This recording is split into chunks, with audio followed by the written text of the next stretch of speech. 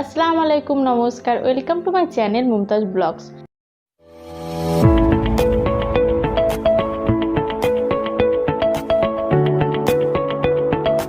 আপনারা সব কেমন আছেন? আশা করি সবাই ভালো আছেন। আমরাও ভালো আছি, সুস্থ আছি। আজকে আবার একটা নতুন রেসিপি নিয়ে চলে এসেছি। রেসিপিটি হচ্ছে ডিমের কোরমা। আমি ডিমের কোরমা বানিয়ে দেখাবো আপনাদেরকে। খুবই সহজ পদ্ধতিতে এবং খুব কম উপকরণে এই রেসিপিটি বানানো যায়। তো চলুন দেখে নিয়ে যাক কী কী উপকরণ লাগছে আর আমি কোন পদ্ধতিতে বানাচ্ছি। তার আগে আমার চ্যানেলটি যদি সাবস্ক্রাইব না করে থাকেন তো প্লিজ আমার চ্যানেলটি সাবস্ক্রাইব করে দেবেন। তো চলুন ভিডিওটি পুরোটা দেখতে থাকুন।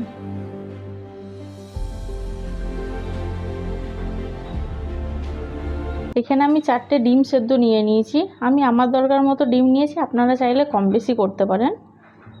এখানে আছে কিছু গোটা মশলা আছে, যেমন তেজপাতা, 2টো ইলাইচি, ছোটো ইলাইচি, 2টো লং, একটুখানি দারচিনি আর একটু অল্প পরিমাণ গোটা জিরে। এখানে আছে দই আর কাজু বাদাম। আমি 2 টেবিল চামচ দই আর 4টে কাজু বাদাম ভালো করে আমি পেস্ট বানিয়ে নিয়েছি।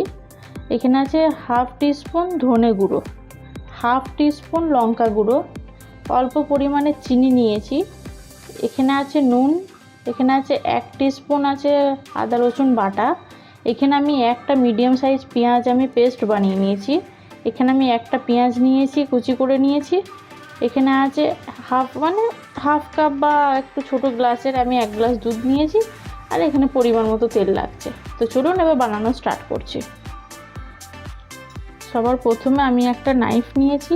নাইফের মাধ্যমে আমি একটু ডিমগুলো একটু এরকম করে চিড়ে নেব। হালকা হালকা করে এরকম করে আমি চিড়ে নিচ্ছি, যাতে নুন তেল মশলা ভালোভাবে যেন ভিতরে চলে যায়। ব্যাস আমার ডিম চিড়া হয়ে গেছে। এরপর আমি এখানে অল্প পরিমাণে একটু নুন দিয়ে ডিমগুলো মেখে নেব।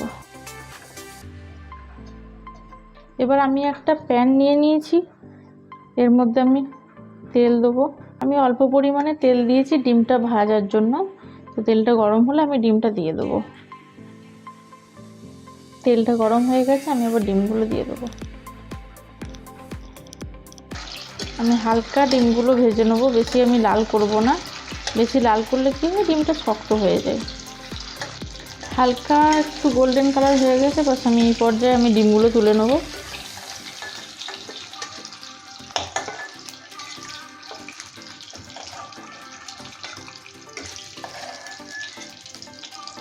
আমি ওই কড়াই আর একটুখানি তেল দেবো। তেল দিয়ে এবার আমি পেঁয়াজ কুচি করা আছে, এই কুচিটা আমি বেরেস্তা করে নেবো। আমার বেরেস্তা লাগবে, ওই জন্য আমি আগে বেরেস্তাটা করে নেবো।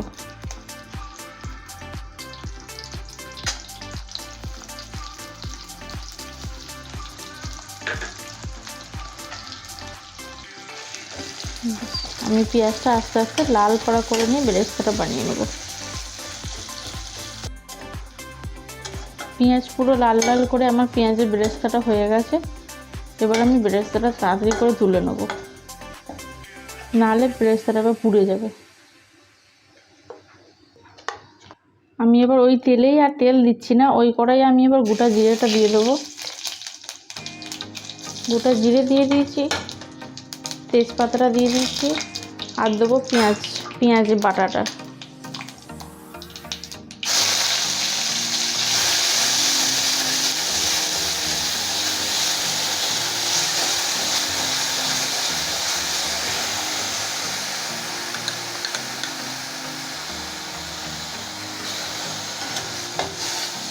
পেঁয়াজ বাটা দিয়ে দিয়েছি। এবার পেঁয়াজ বাটাটা ভালো করে লাল করে নেব। আর এখন আমি এবার যে দারচিনি লং আর এই ছোটো ইলাইচি, এই দুটো আমি এই কটা দিয়ে দেবো। এবার ভাববেন প্রথমে কেন দিলাম না, কারণ তেলটা খুবই গরম ছিল। এটা দিলে সঙ্গে সঙ্গে হয়তো পুড়ে যেত, দিয়ে একটুখানি তেতো ভাব চলে আসতো, ওই জন্য আমি পেঁয়াজের ওপর দিলাম। পেঁয়াজটা ভালো করে আমি ভুনে নেব। পেঁয়াজটা ভালো একটুখানি ভুনা হয়ে গেছে, লাল লাল করা হয়ে গেছে। আমি এবার এখানে আদা রসুন বাটাটা দিয়ে দেবো। আদা রসুন বাটাটা দিয়ে এবার খানিকক্ষণ আমি নেড়ে ছেড়ে নেবো। এখানে যদি আপনাদের মশলা ধরে যায় তাহলে একটুখানি করে পানি অ্যাড করতে পারেন। আমি এই যে অল্প করে পানি অ্যাড করছি। মশলাটা ভালো করে কষিয়ে নিচ্ছি।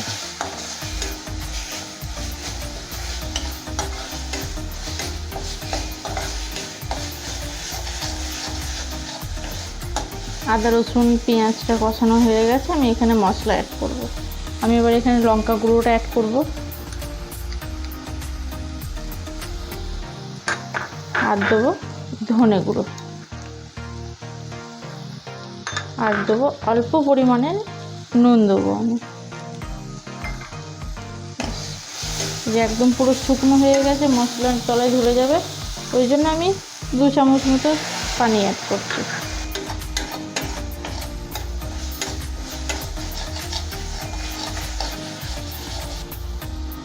আমার সব মশলার সাথে এবারে এটা পুরো কষানো হয়ে গেছে। আমি এবার এখানে দই আর কাজু বাদাম বাটাটা অ্যাড করব। আমি এটাকে ভালো করে মিক্স করে নেব। আপনাদের যদি কারোর কাজু বাদামে অ্যালার্জি থাকে তাহলে আপনারা বাদাম স্কিপ করতে পারেন, কোনো অসুবিধা নেই। আর যদি বাড়িতে নাও থাকে তাও স্কিপ করতে পারেন, বাকি দইটা দেবেন।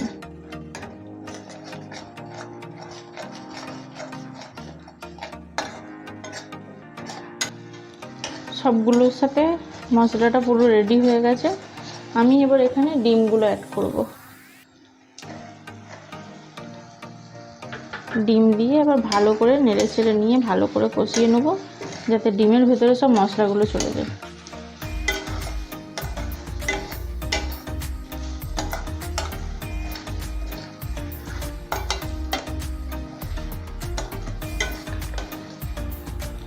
দইয়ের সাথে এগুলোর সাথে ভালো করে মিক্স করে নিয়েছি, খানিকক্ষণ আমি ফুটিয়ে নিয়েছি। এবার দুধটা অ্যাড করব এখানে।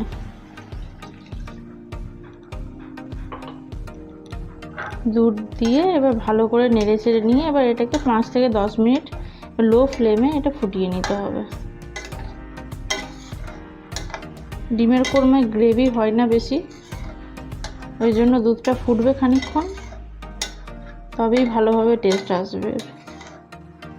এবার আমি ঢাকা দিয়ে এটাকে 5 থেকে 8 মিনিট আমি এটা ফুটতে দেবো।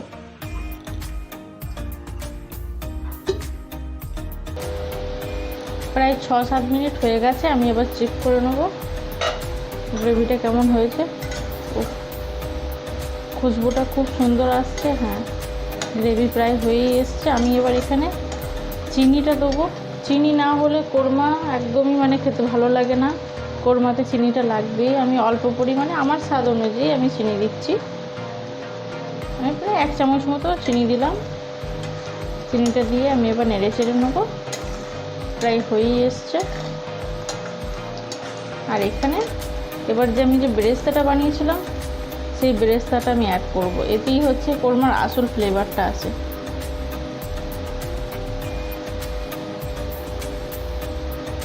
এবার জাস্ট 1-2 মিনিট আমি এবার একটু নেড়ে চেড়ে নেবো। ফ্লেম আমার লো আছে, একদম গ্যাসের ফ্লেম লো করা আছে। একটু নেড়ে চেড়ে নিয়ে ব্যাস এবার আমি ফ্লেম বন্ধ করে দেবো।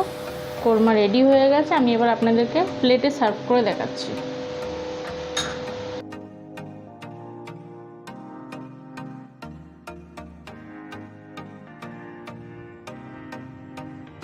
তো বন্ধুরা, দেখতেই পাচ্ছেন ডিমের কোরমা রেডি হয়ে গেছে।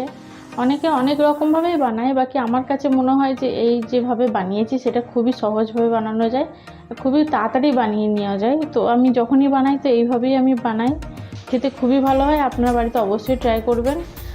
তো বন্ধুরা, আমার রেসিপিটি যদি আপনাদের ভালো লেগে থাকে তাহলে একটা লাইক, শেয়ার, কমেন্টস করে দেবেন। আর আমার চ্যানেলটিতে একটু সাবস্ক্রাইব করে দেবেন। আপনাদের ফ্রেন্ডস বা পরিবারের সবার সাথে আমার রেসিপিটি একটু শেয়ার করবেন। তাহলে আজকের ভিডিওটি এই পর্যন্তই ছিল।